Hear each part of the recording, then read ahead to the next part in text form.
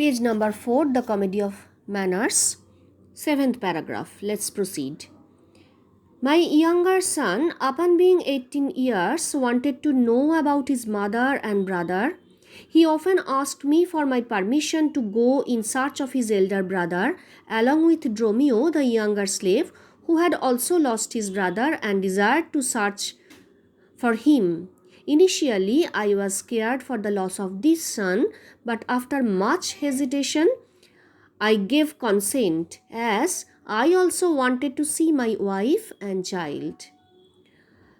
My younger son, আমার ছোট ছেলে, upon being 18 years, তার 18 বছর বয়স হওয়ার পরে, wanted to know about his mother and brother, তার মা এবং ভাইয়ের সম্পর্কে জানতে চাইল। আমার ছোট ছেলের 18 বছর হওয়ার পরে সে তার মা এবং ভাইয়ের সম্পর্কে জানতে চাইল। He often asked me for my permission to go in search of his elder brother along with Dromio, the younger slave. সে প্রায়ই আমাকে বলতো বা সে প্রায়ই আমাকে আমার পারমিশন চাইতো আমার কাছ থেকে তার বড় ভাই এবং বড় ভাইয়ের খোঁজে যাওয়ার জন্য। ইন সার্চ অফ মানে হচ্ছে খোঁজে যাওয়ার জন্য আমার কাছে পারমিশন চাইতো। আর সে যেতে চাইতো ড্রোমিওর সঙ্গে, along with Dromio. Who is Dromio? না, Dromio is the younger slave. ওই যে ছোট স্লেভ, তার নাম হচ্ছে Dromio. Who had also lost his brother, সে এই ড্রোমিও তার নিজের ভাইকে হারিয়েছে এবং সেও wanted to search for him, সেও তার নিজের ভাইকে খুঁজতে চাইতো। তাহলে মাই ইয়াঙ্গার সান আপন being 18 years wanted to know about his mother and brother, আমার ছোট ছেলে 18 বছর হওয়ার পরে তার মা এবং ভাইকে খুঁজতে যেতে চাইলো। He often asked me for my permission to go in search of his elder brother along with Dromio, the younger slave, who had also lost his brother and desired to search for him. সে প্রায়ই আমার কাছে permission চাইতো তার বড় ভাইকে খুঁজতে যাওয়ার জন্য ড্রোমিওর সঙ্গে। ড্রোমিও হচ্ছে সেই ইয়াঙ্গার স্লেভ যে নিজেও তার ভাইকে হারিয়েছিল এবং সেও তার বড় ভাইকে খুঁজতে যেতে চাইছিল। ইনিশিয়ালি মানে প্রাথমিকভাবে, I was scared for the loss of this son, আমি ভয় পাচ্ছিলাম যে আমি এই ছেলেকেও হারিয়ে ফেলবো। স্কেয়ার্ড হচ্ছে আতঙ্কিত ছিলাম, ভয় পাচ্ছিলাম। লস হচ্ছে হারানো, noun. But after much hesitation, কিন্তু অনেক হেজিটেশনের পরে, অনেক দ্বিধাদ্বন্দ্বের পরে, আই গেভ কনসেন্ট, আমি রাজি হলাম। As I also wanted to see my wife and child, কারণ আমিও আমার স্ত্রী এবং আমার বাচ্চাকে মানে ওই বড় ছেলেটিকে খুঁজে পেতে চাইছিলাম। ইট হ্যাজ বিন 7 ইয়ার্স, 7 বছর হয়ে গেছে। And my son has not returned, এবং আমার ছেলে, এখানে ছেলে বলতে ছোট ছেলে, যে বড় ছেলেকে এবং তার স্ত্রীকে খুঁজতে গেছে, সে ফেরেনি। মানে 7 বছর হলো আমার ছেলে বেরিয়েছে, আমার ছোট ছেলে বেরিয়েছে বড় ছেলে এবং তার মাকে খুঁজতে, কিন্তু তারা এখনও হ্যাজ নট ইয়েট রিটার্নড, তারা ফেরেনি। I have searched for my son throughout the world for 5 years, আমি 5 বছর ধরে আমার ছেলেকে এবং আমার আমার ছেলেকে খুঁজেছি, মানে ছোট ছেলেকে খুঁজেছি সারা পৃথিবী ধরে। I have been to the farthest Greece, I have been মানে আমি গেছি দূরের গ্রিসে, ফারদেস্ট হচ্ছে দূরবর্তী গ্রিসে। And through the bounds of Asia, সারা এশিয়া মহাদেশে আমি ঘুরেছি।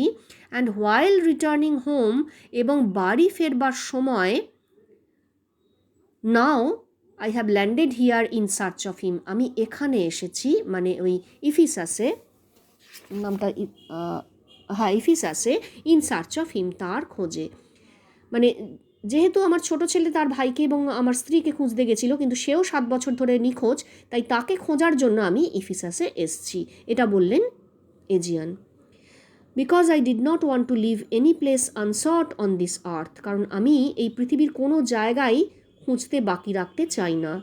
This is the story of my life, এটাই হচ্ছে আমার জীবনের গল্প। And I would be happy to die if I had known that my wife and sons were living safe, আর আমি মরেও সুখী হব যদি আমি জেনে যেতে পারি যে আমার স্ত্রী এবং আমার ছেলেরা সেফ আছে, নিরাপদে আছে। তাহলে এই প্যারাগ্রাফে আমরা যেটা বুঝলাম সেটা হচ্ছে এজিয়নের ছোট ছেলে, সে তার 18 বছর বয়স হওয়ার পরে বাবার পারমিশন নিয়ে ড্রোমিও মানে ইয়াঙ্গার স্লেভের সাথে চলে গেল তার মা আর বড় ভাইকে, এল্ডার ব্রাদারকে খুঁজতে। তারপরে 7 বছর কেটে গেছে, কিন্তু তাদের খোঁজ নেই। সেই অবস্থায় এজিয়ান নিজে বেরোলেন তার ছোট ছেলেকে খুঁজতে, এবং খুঁজতে খুঁজতে তিনি গ্রিস খুঁজলেন, সারা এশিয়া খুঁজলেন, কিন্তু কোথাও না পেয়ে অবশেষে তিনি এফিসাসে এলেন তাদের খুঁজে বার করবার জন্য। এটাই হচ্ছে ওনার গল্প। এবং তিনি এর সঙ্গে এটাও অ্যাড করলেন যে তার ছেলে আর তার ছেলেদের এবং তার স্ত্রীকে নিরাপদে আছে দেখতে পেলে তিনি মরতেও পিছপা হবেন না, মরেও তিনি সুখী হবেন। Here ends the 7th paragraph. Let's now continue. Start with the 8th paragraph. Thus, Aegeon narrated the story of his life and stated the reason why he had landed to this country. এইভাবে Aegean তার জীবনের বর্ণনা দিলেন এবং কি কারণে তিনি এই এফিসাসে এসছেন সেটা তিনি বললেন। The Duke on hearing the story, Duke তার গল্প শুনে ওয়াজ মুভড হচ্ছে এখানে বিচলিত হলেন। হি পিটিড এজিয়ান, তিনি এজিয়ানের প্রতি তার করুণা হলো। Who had brought about the peril to himself, যিনি নিজেই তার জীবনের বিপদটাকে ডেকে এনেছিলেন। পেরিল মানে বিপদ। At the cost of his sons and wife, তার ছেলেদের এবং ওয়াইফকে খুঁজে পাওয়ার জন্য। But it was not in his power to alter the law of the land, কিন্তু তার ক্ষমতা ছিল না যে দেশের আইনকে তিনি অল্টার করা মানে হচ্ছে চেঞ্জ করা। মানে ডিউকের ইচ্ছে থাকলেও ডিউক তার জন্য বিচলিত হচ্ছেন, তার জন্য দুঃখ প্রকাশ করছেন, কিন্তু এজিয়ানকে তাকে মৃত্যুদণ্ড দিতেই হবে, কারণ তার কোনো ক্ষমতা নেই দেশের নিয়মকে পরিবর্তন করবার। আদারওয়াইজ হি উড হ্যাভ পার্ডেন্ড হিম, অথবা হয়তো তিনি তাকে ক্ষমা করে দিতেন। পার্ডন হচ্ছে ক্ষমা করা, আর আদারওয়াইজ মানে নতুবা।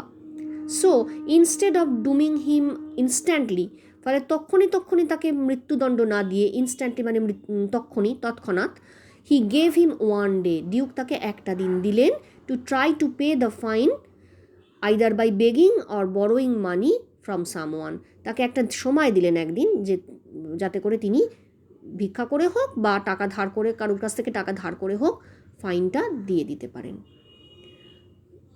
This day of grace was not a great favor to Aegeon, as he knew none in Ephesus who would help him to pay the fine.